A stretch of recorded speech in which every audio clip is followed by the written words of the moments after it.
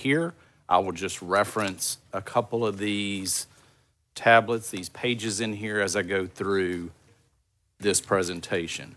If you don't mind, I would ask first that you would turn to the first page titled Revenue Available for General Purposes.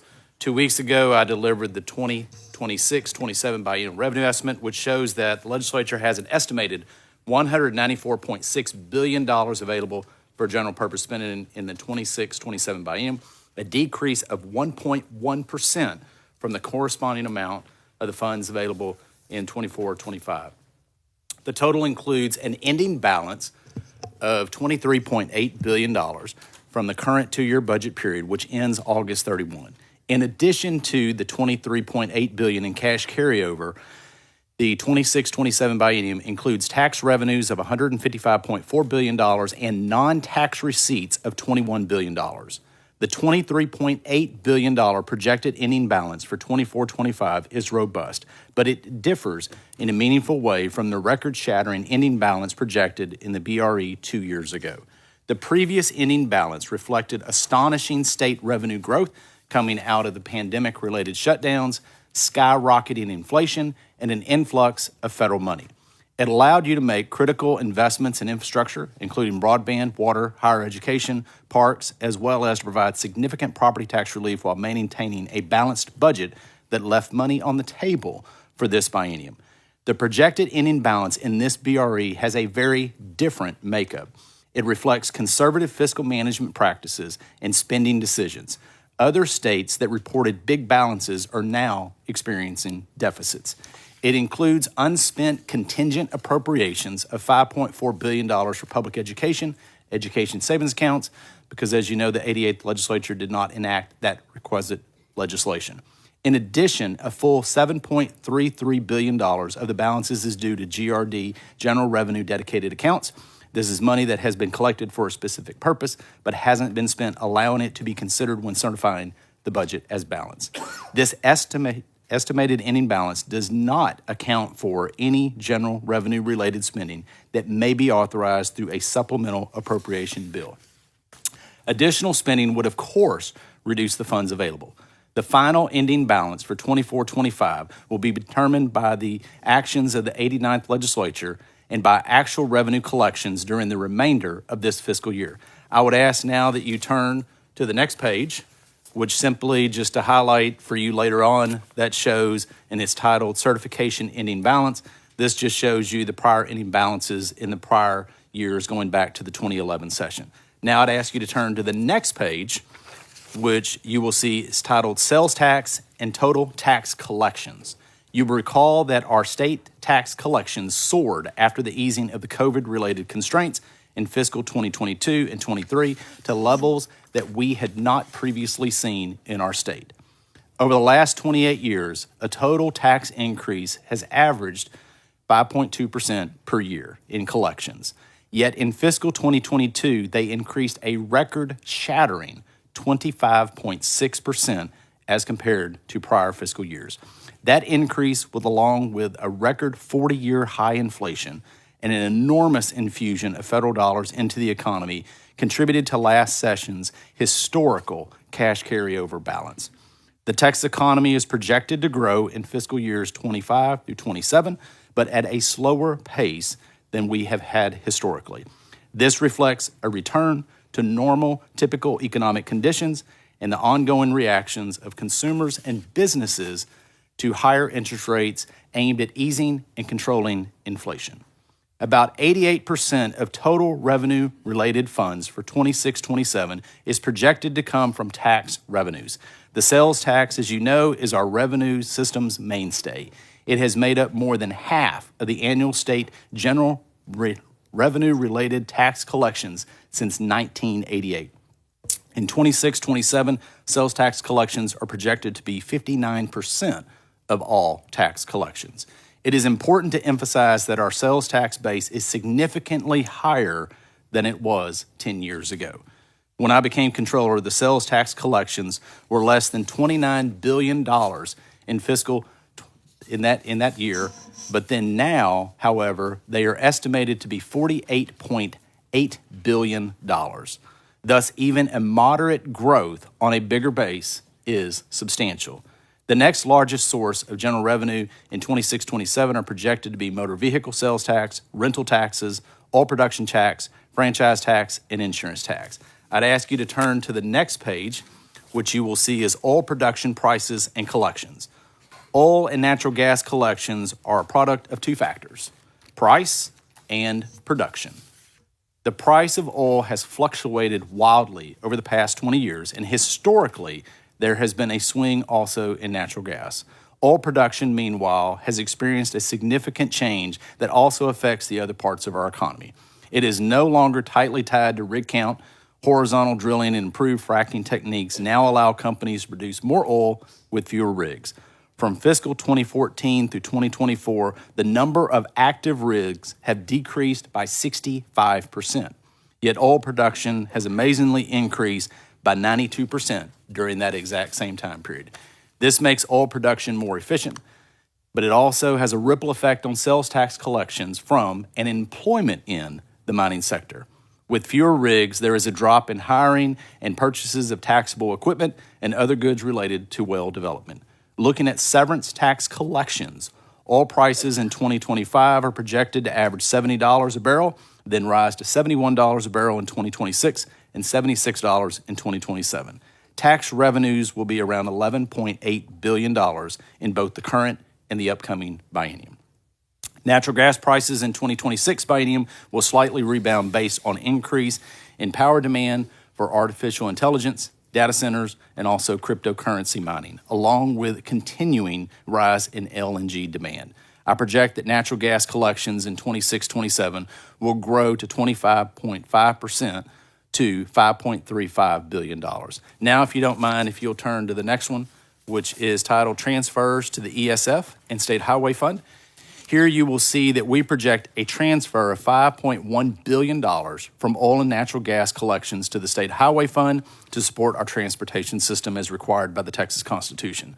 We typically would transfer a similar portion of oil and gas tax revenues for the Economic Stabilization Fund or the Rainy Day Fund, but we are not doing so this time. We're doing only a partial allocation in fiscal 26 and no allocation in fiscal 27 because the ESF balances will exceed their constitutional cap from the start of the biennium.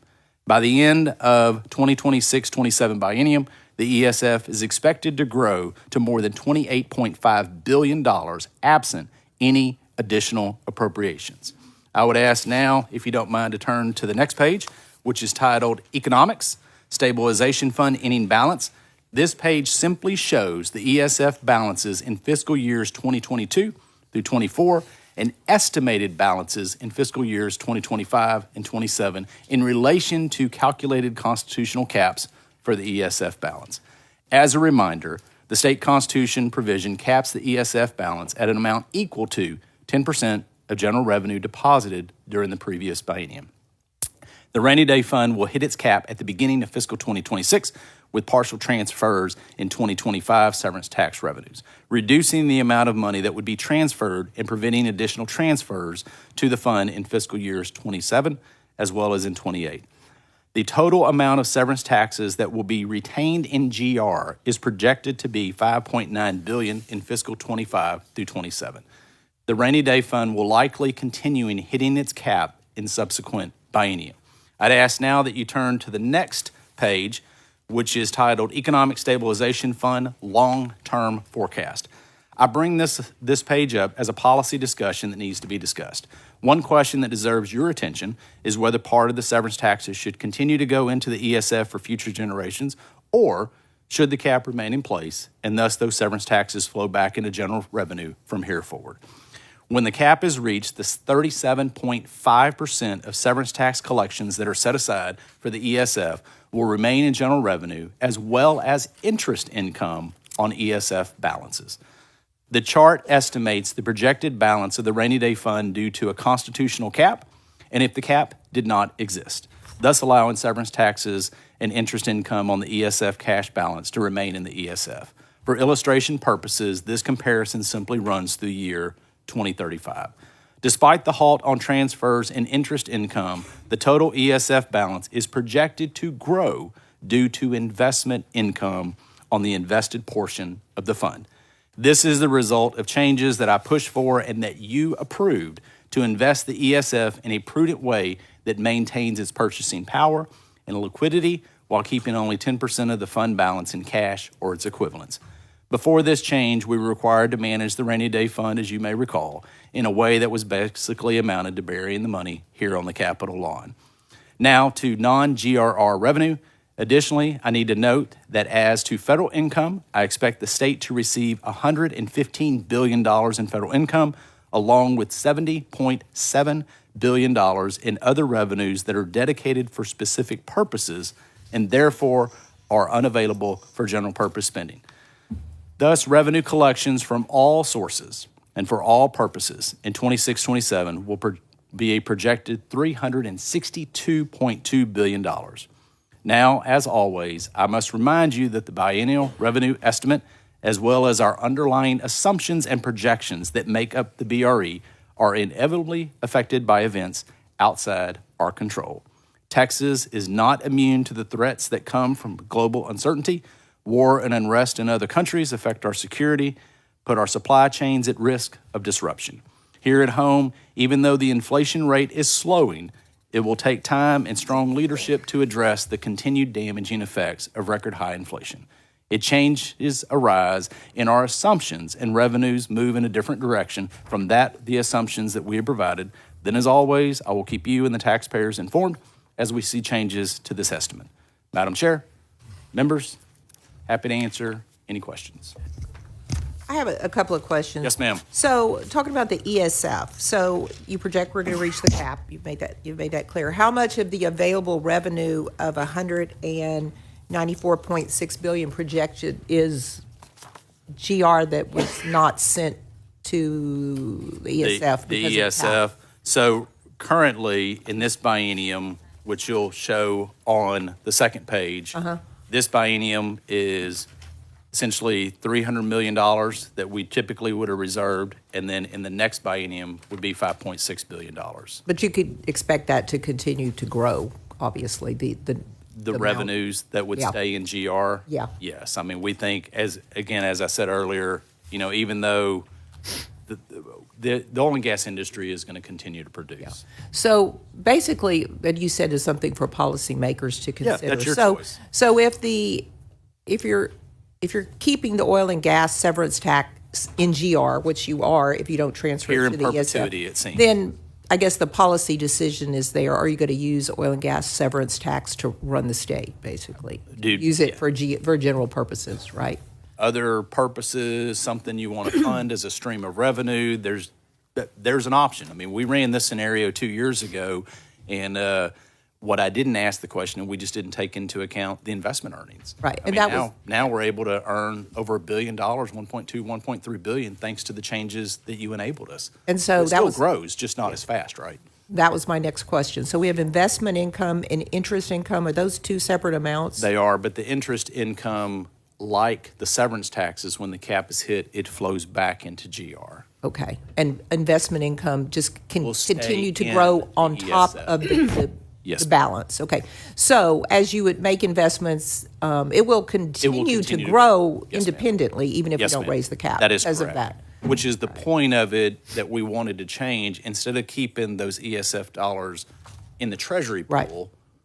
then at least we can invest it, so at least we're keeping up with inflationary. So therefore, what we have today, even if there's no more money going in, the purchasing power is the exact same in subsequent years. And I think that's an important factor for policymakers to consider because Yes, you're ma'am. not just keeping it flat. That's correct. And I will say, like last session, we did dedicate I think it was $100 million of the investment income for the TUF program to kind That of is help correct. the university. So, Good so there memory. is some money there that can be used or dedicated as the legislature and so forth feels that that's And then obviously, reasonable if you at some point in time, which you will, use money out of the ESF for a downturn in the economy, a disaster, one-time expenses, then that will reduce that amount. But for this purposes, I'm just assuming, one, you have a lot of revenue this session because of last session's carryover.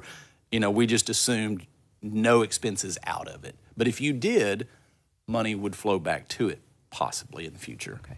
And you may have said this, but I just want to highlight it. How much was the total amount expected to be transferred to the state highway fund Yes. in 26, 27? So that number's out there for us. That is, according to page 2 right here, as you'll see, the third from the bottom on the right column, $11.2 billion.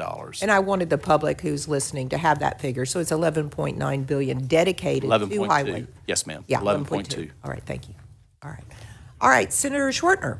You're like, Thank you, Madam Chair. Along the same lines as your questions regarding the ESF, members, y'all recall last session I authored and we passed out of the Senate SJR 56, which passed 29-0, which would have raised the cap in the ESF, and we wouldn't be hitting that cap and not putting any money into our ESF in year 2027 as currently projected based upon your last 3 slides. Yes, sir. I'm authoring that bill again. Comptroller, there are other sovereign funds in states. Alaska has a big one. We have one. Norway has actually the largest at 1.7 trillion for a population of 5.5 million Norway citizens. Texas is growing at such a fast rate, and we are doing such large projects that need money, whether it's transportation, electricity, Brain Institute.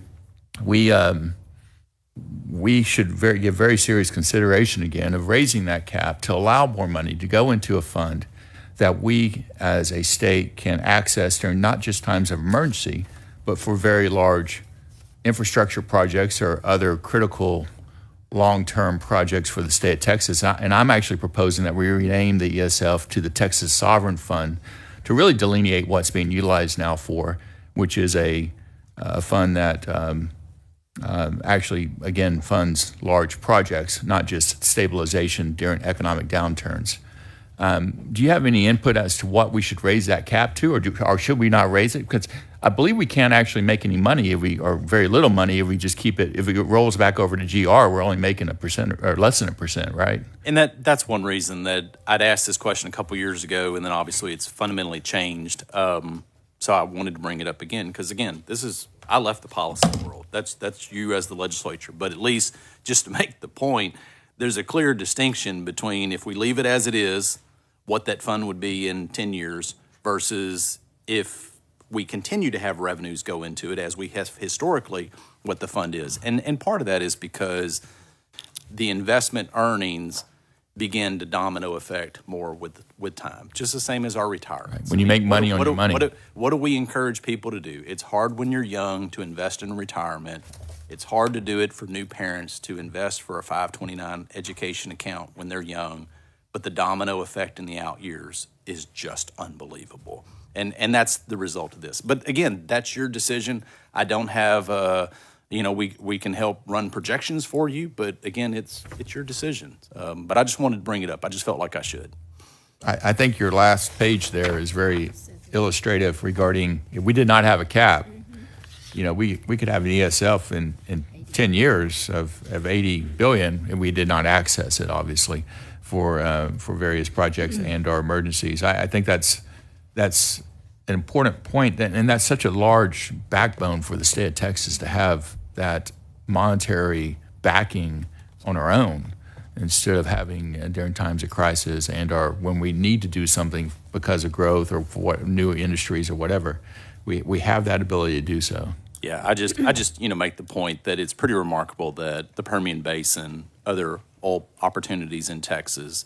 I mean, if you go back to the 1980s when this fund was created, no one thought they were going to produce anymore. I mean, that's the irony. This thing is funded with oil and gas severance taxes, and no one thought it would ever have any. Let's just be honest about it. And then the Phoenix is reborn. But there probably won't be a third time. At some point, we will not have those natural resources. So again, it's just where do we go from here in the future? And that's y'all's policy question. So you think it's up to us to decide about what? I have my personal strong opinions, but I realized I left that chair many years ago. All right. I'll leave it there. Thank you very much. Texas Sovereign Fund.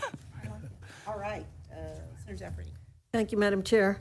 Comptroller, I was on Yes, ma'am. Finance Committee when we established what we then called a rainy day fund. I saw you smile, but I wasn't going to call you out. You did it to yourself. Our dream was of having $2 billion in it. Understand. Never did we think we would see the day of discussing a cap. Isn't that Do you unbelievable? expand on the possible benefits and drawbacks of removing the cap? Yeah, I mean, obviously, if we leave the cap in place, and that gives you other tools in the toolbox each subsequent legislative session for quite some time.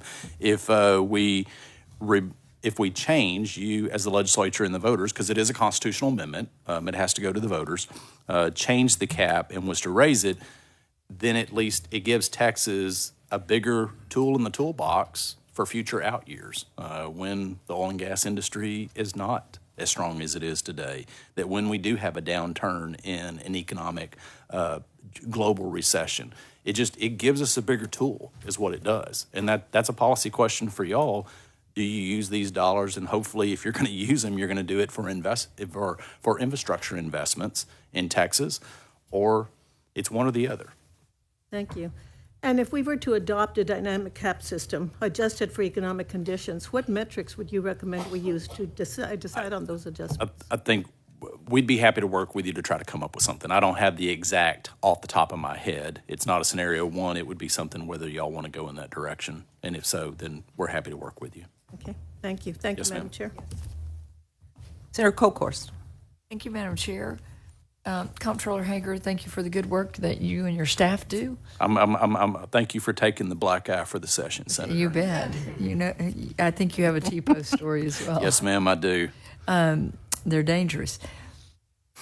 I want to talk about the revenue estimate, the BRE, and how you made a statement that the increase on our, I believe it was sales tax, has averaged about 5.2%. Yes, ma'am. Per year increase on average, historically. Historically. Yes, ma'am. The Just the 22, growth. 23, 25.6, never seen before. Yeah, so one of the points that I wanted to make was when I got in this role, our average monthly sales tax collections was around $2.4 billion, I think, which the total for that year was $29.5 billion, less than 30.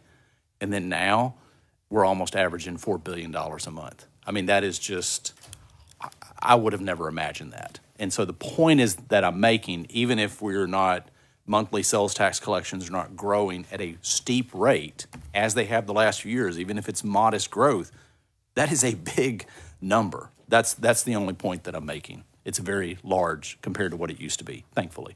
So if you look at the balance of $23.76 billion, I think I heard you say that is largely left over from Yes, last the cash carryover balance. Yes, ma'am. Yes, ma'am. Any ARPA funding in that? There is, I think that there is still an extra $1 billion that is available for TDCJ, if I recall correctly, that leadership, but I think it's only $1.3 billion, if I recall correctly. My apologies, 1.1. In additional swaps. Yes, ma'am. That's available right now. And then that's do we it. have a deadline on that, Madam Chair? Yeah. This year. End of calendar Yeah. year 26. End of calendar year 26. So we have a little runway there. And I guess one of the things I would ask you, Comptroller Hagar, you've been in office, in that office for a while, and you've had enough in the rearview mirror.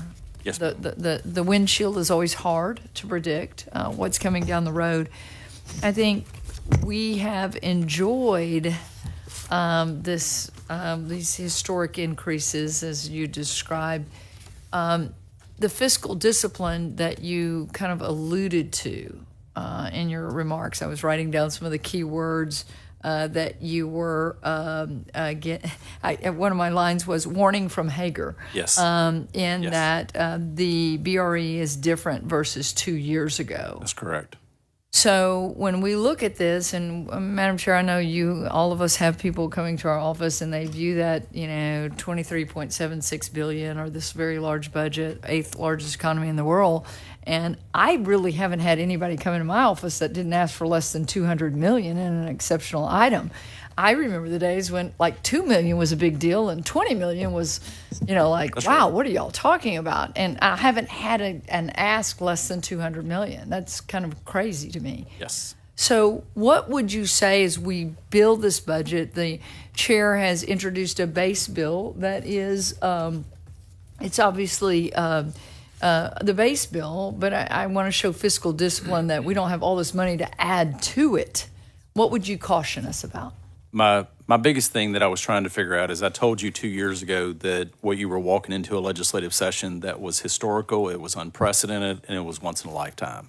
And as we were talking in my office, as we were finishing up preparing this revenue estimate, I had told my team, I said, okay, I told them it was historical, it was unprecedented, it was once in a lifetime, and now I got to go say, oh, you don't have 30 billion cash carryover, but you got 24, and you have an ESF with 24. So how do I walk back that once in a lifetime?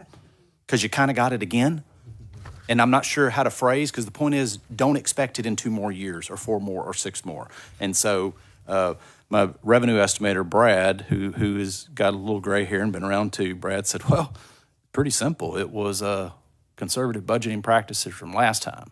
So we came up with, to make the point, how you got here 2 years ago was vastly different than how you got here this session. So the point is, modest growth in the economy is not going to produce record surpluses in 2 and 4 more years. So just continue to be mindful of that and continue to use that in your budgeting practices. The sales tax revenue, I think you and I were talking over here, performed about at inflationary numbers Right. in your BR. Yeah, yes. I mean, we've seen consumer spending has pulled back, business spending has pulled back. It's still growing. We still project it to continue to grow. We just don't think the growth is this. It's more modest. We still have the pressures of record 40-year high inflation that still exist and higher interest rates.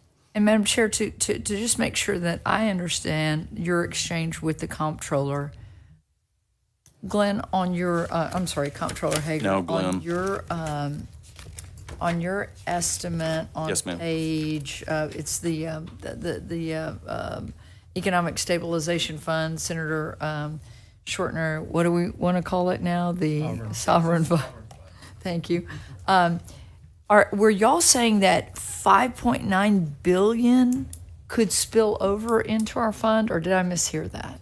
So as of current projections in this biennium, 300 million would not go into the ESF. It would stay in GR. And then in this biennium that you're budgeting for, it would be 5.6 billion that would not go into the ESF because of the cap. It would stay in GR. And that's both severance tax estimates, oil and natural gas, as well as interest income on the ESF cash. Thank you. Thank you, Madam Chair. I think our challenge is obviously when you have these surpluses, it's really obviously not our money up here, it's the people's money. That's right. And giving it back to them in the form of tax breaks so that businesses can grow and people can afford their homes and to stay in them and not rent them from the government. So I look forward to working with all of you. Thank you, Madam Chair. Thank you very much, Madam Chair. Comptroller Hagar, nice seeing you again. You too. Yes, sir. A couple of things. As it relates to the rise in carbon and capture and storage, Yes, sir. how does that impact this What budget? it was 10 years ago. So a lot of those are unknowns into the future, so we're not taking potential adjustments For transfer. of how that would play out into this estimate, just because of the vast uncertainty of how much would we have, how much will we not have, is it in Texas, other places? It's almost too much to be able to determine, to answer So your that's question. not considered at all? No, sir. Okay. No, sir. A couple of other questions. This legislative session hasn't passed legislative session. Yes, sir. And I'm pretty sure you hadn't taken this in consideration, but I need to know where you are. The issue of casino gambling and sport betting. Have you been asked to do any particular studies on that? We get asked pretty frequently on that as well as other things, but as legislation is introduced, we will happy to play our role to cost it, but we have not factored that into economic I understand studies. that. It's not factored in. Yes, sir. But have you done any studies on that yet, though? No, sir. Okay. No, sir. And then lastly, in terms, and this is our GR, and I understand. Yes, sir. In terms of, you mentioned federal dollars coming down. I think you said about 160 billion. Yeah, I think it was, let me get the last number here off the top of my head. That was $115 billion. 115 billion? Yes, sir. And is that based on historical trends or what you project? The estimates of what historically we've brought in, any adjustments, and talking to sister agencies, their thought, their input, because it passes through them for a large part, but then also reductions in COVID stimulus dollars that are no longer coming to the state. That was 100 and what again? 115 billion. 115. Thank you. No, that just rolls off billion. Wow. Wow. Yes. 115. All right. Thank you, Beth. Thank you, Madam Chair. Morning, Glenn. You made a comment about sales taxes. Let's bore into it a little bit because I think there's been a complete shift in buying pattern.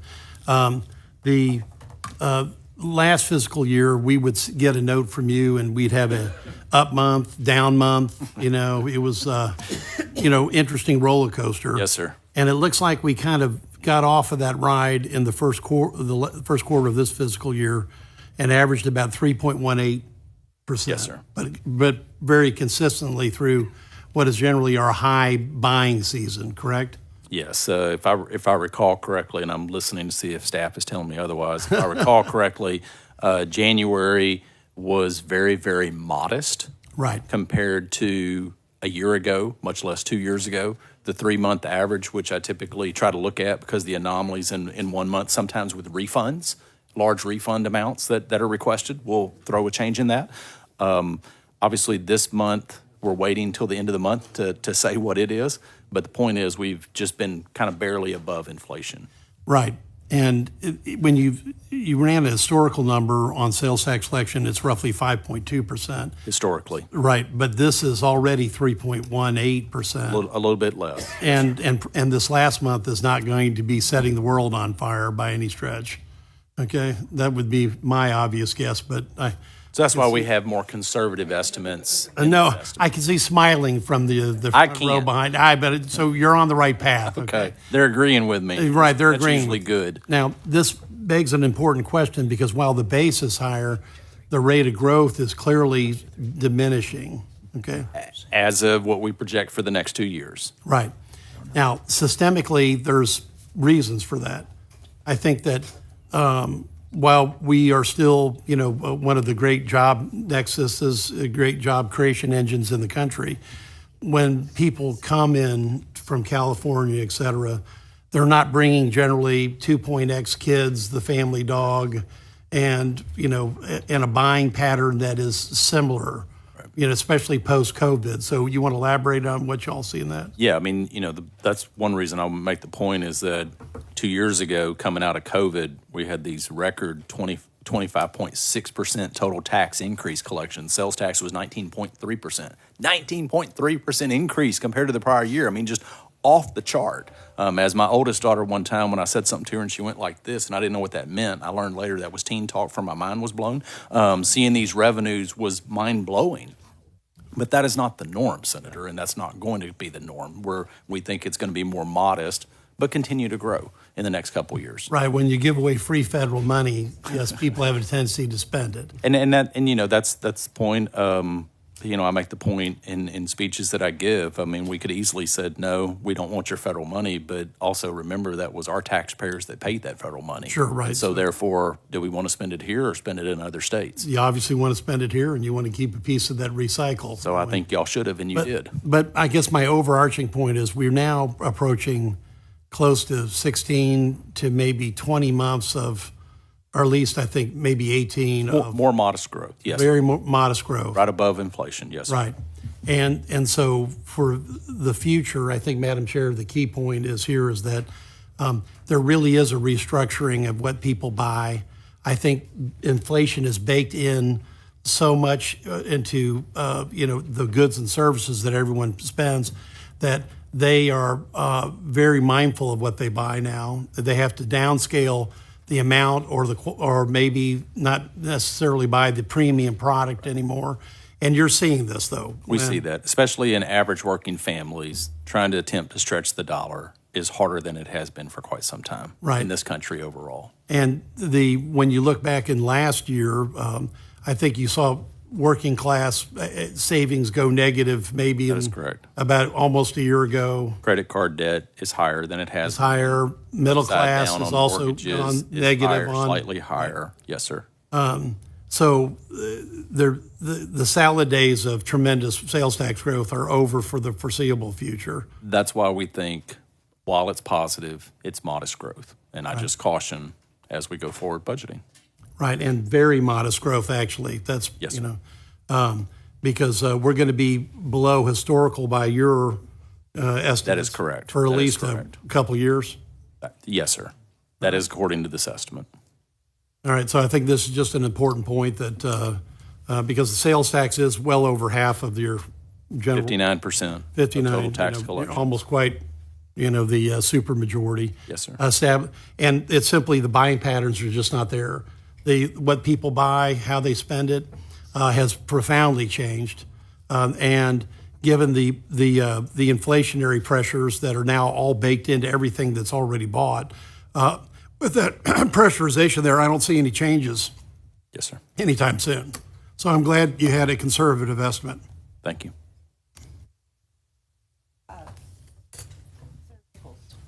Thank you, Madam Chairman.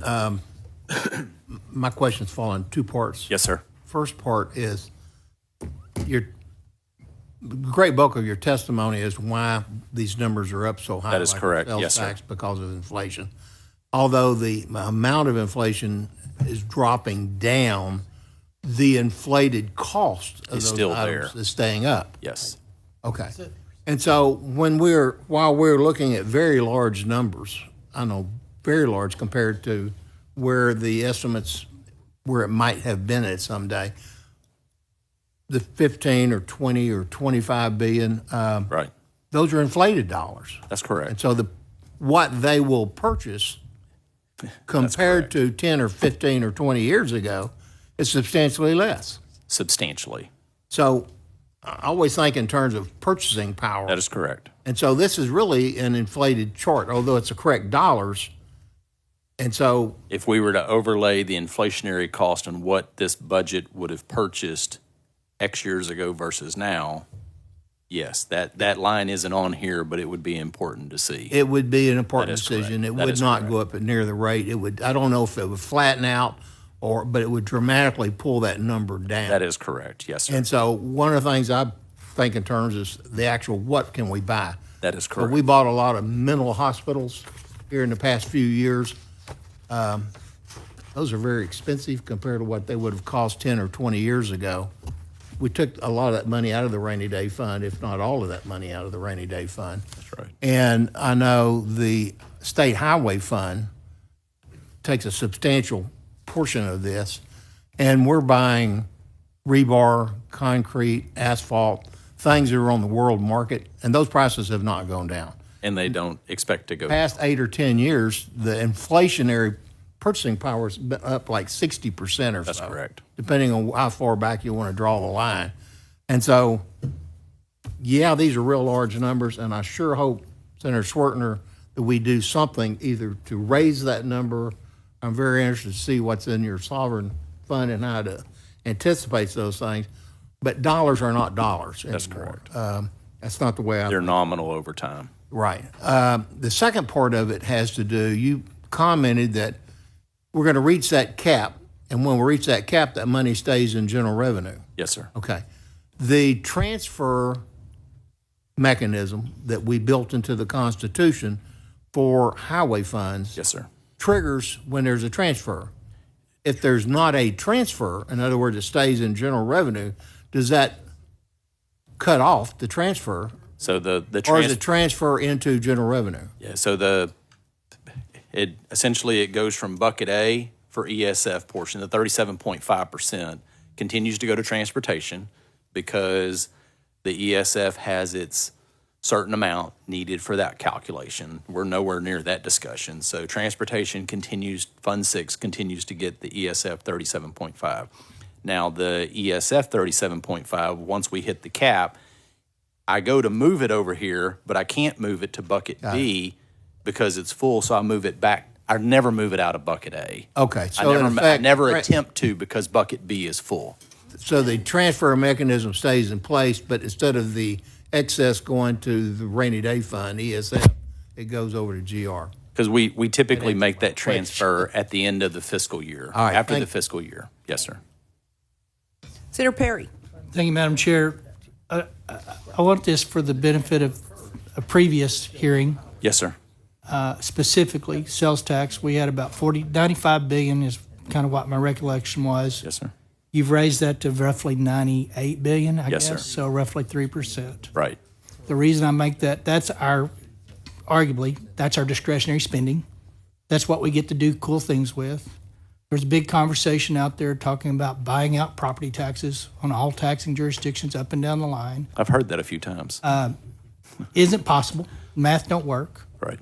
So that we've increased roughly our discretionary spending opportunities by about 3%, generally speaking. Is that a fair statement? I think that's a fair statement. So I hope being everybody- that it's 59% of all And that's collections. 59%. Total So tax. I just want to make sure as people listen out there and they hear that conversation from uninformed or people that can't do math very well, that we just added only 3%. Inflation has run twice that for the last 24 months, more often than not, right? Right. So we didn't increase our purchasing power. We don't get to send that money through because we just got to have the 3% just to maintain. Is that a fair statement? I think it's a fair statement. That's the reason I make the point that what you Yeah. see is not going to continue. Yeah, and it's just frustrating, I guess, because back in the district, all we hear is replace it. Right. It's not replaceable. We would all love to replace Yeah, it. wouldn't we? It's just the math is hard to get there. But there's only one taxpayer, just robbing Peter to pay Paul. How you get there? And there's some basic stuff. So next conversation, and Senator Cole, of course, and I were talking. What is your average rate of return on investments on the ESF? I know you have a bucket you can do a little more aggressively. Do you have that? Not specific, but we making 5% the last. Yes, plus I have those That's numbers right here. I can get them to you pretty quickly, but I don't remember exactly off the top. That's fine. This might be a better question for LBB, but I'll ask you anyway.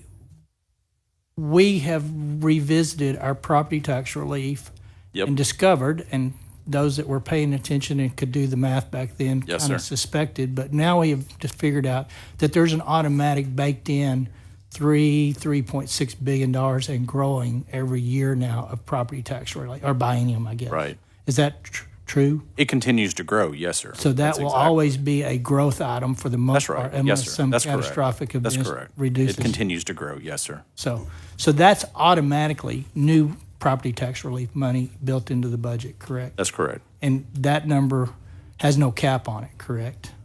It will continue to grow as an enrollment grows and or as rates get compressed. Because that's tied to public school finance. So That is correct. Kind of some things that we And there's don't. mechanisms that compress those rates over time That that just y'all keep- have done in the last sessions. Yes. To And try I to think combat that property LBB tax. was supposed to be coming up with a projection on what that 3.6 looks like 10 years Right. out. Have you done any of those numbers?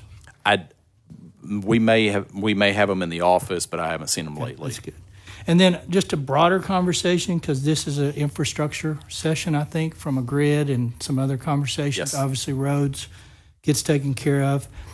When you talk to states, and I know you do that, comptrollers, and Yes, you sir. talk to investors and people wanting to come through the states, we're probably better than any other 49 states in a lot of areas, but is it fair to say that we still have some infrastructure needs Oh, absolutely. Yes, sir. that need to be addressed? Yeah, absolutely. That's the reason almost everything you hear me talk about, whether it's in my presentation or my speeches, I talk about infrastructure. Right. And I think that you knew I'd get around to it, but water would be a I thought you fair, might bring fair that issue assumption. up. Okay. If you didn't, I'd be disappointed. mean- Same as if Senator Nichols didn't bring up transportation, I'd be disappointed. I say it this way, though. I don't want to be the sky's falling guy, because I don't believe it is. We can triage our way to get to where we need to be, but is it fair to say we need to deal with water That is correct. infrastructure? I agree. That's the reason I continue to talk about that quite Good. frequently. I knew you Yes, did. sir. Thanks, Yes, sir. Appreciate your job that Yes, you sir. do. Thank And you, sir. LBB, maybe they'll have that property tax They probably inflated will. numbers, I hope. They're prepared on that, Senator Perry. They are now. Appreciate it. Yeah. Yeah. All right. I think that's all the questions we have. No one on